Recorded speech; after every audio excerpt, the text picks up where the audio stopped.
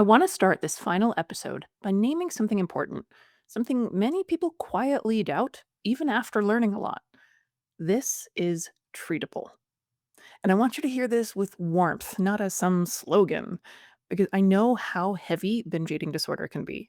I know how much time it steals. I know how it robs you of being really present with people you care about. I know how much mental space it takes up, how much money it soaks up, and how isolating it can feel, especially when you're trying very hard and it still keeps happening. I'm with you through all of it, and I really do want to help alleviate the suffering here.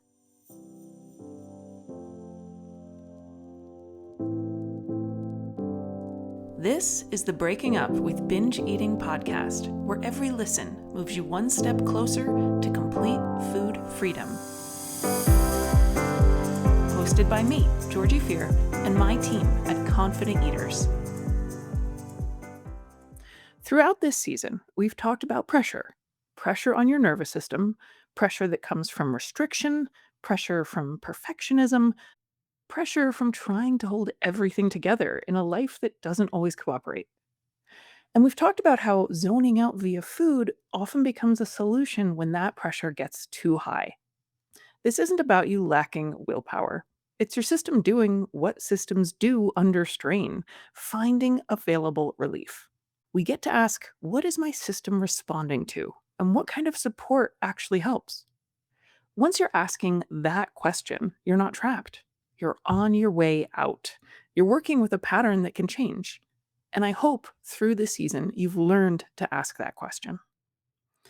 Once you understand that, this stops being a life sentence and starts being a pattern that you can work with and reshape. It also makes sense if part of you has been waiting for recovery to feel dramatic, like a turning point where something finally clicked, your urges disappeared, and you could just stop thinking about food so much. When you've been suffering for a long time, it's normal to hope for this clean, obvious, now I'm better moment, like a magic spell or transformational piece of information that would just crack the code. But for most people, real change is quieter. It drags on and happens through a lot of grunt work. Progress shows up in 100 small shifts, not one wave of a magic wand.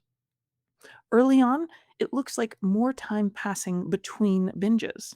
It looks like binges that don't stretch on for as long. You get back to your feet sooner and sooner. Eventually, it looks like urges still showing up, but they don't hijack you the same way they used to. It looks like eating well, sometimes imperfectly, but not spiraling into panic or punishment when you do have a slip up. It looks like having a hard day and responding with steadiness instead of tightening the screws. Those shifts can feel almost too ordinary to count, especially if you're used to measuring your effort by intensity. But those shifts really matter. They're signs that skills are starting to replace maladaptive reflexes. As you carry this work forward, one of the most important shifts you can make is how you define progress. Progress is not, did I binge? Or how many days have I gone without binging? Progress is, when did I decide to stop that binge? Or when did I realize I didn't have to keep going? Progress is not, did I eat perfectly today? Progress is, did I notice and reduce pressure on myself anywhere today? Every time you eat regularly instead of compensating or trying to be on a diet, you're teaching your body that food is stable. Every time you slow down to think instead of escalating in a panic to do more or catch up, you're increasing your capacity. And every time you choose to support yourself instead of trying to control yourself, you're changing the conditions that drive the pattern. That is how treatable things change, not all at once, but through repeated, steadier responses. It's also important to talk honestly about setbacks. One hard eating episode does not erase what you've learned. It doesn't mean you failed, and it doesn't send you back to any beginning. As I said a moment ago, more time passing between binges is progress, which means they're still going to happen during the recovery process. When they do, it means the system met with more pressure than it could handle at that moment. The difference now is you don't have to guess what that means. You have a framework. You can ask, where was the pressure building? What support dropped out? And what might help me next time? Those questions don't judge, they just help you orient. How does today fit into the overall metamorphosis of getting to know and care for yourself better? That's a big part of healing, moving from self surveillance to self understanding.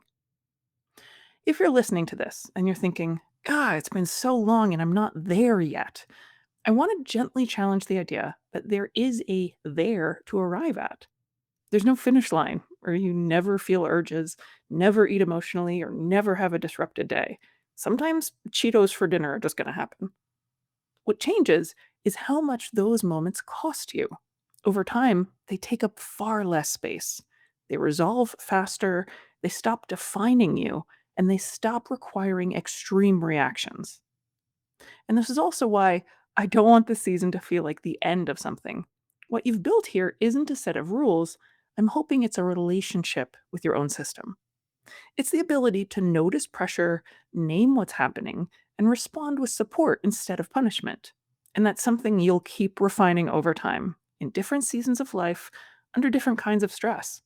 There's more nuance to learn, and always more ways to care for yourself gently instead of trying to beat yourself into submission.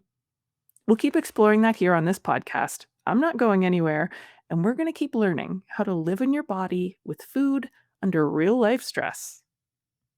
So if you take anything with you from this final episode, let it be this: binge eating was never a personal failing. It's a pattern, not a life sentence, and it responds to understanding, steadiness, and support. That means there is real reason to be hopeful. And when life changes, because it will, new questions are going to come up. That doesn't mean you're starting over. It just means you're meeting a new layer of the same work. And if you need company in that, you can always come back here. I will keep walking this with you. If you find yourself needing a bit more support, you're welcome to reach out.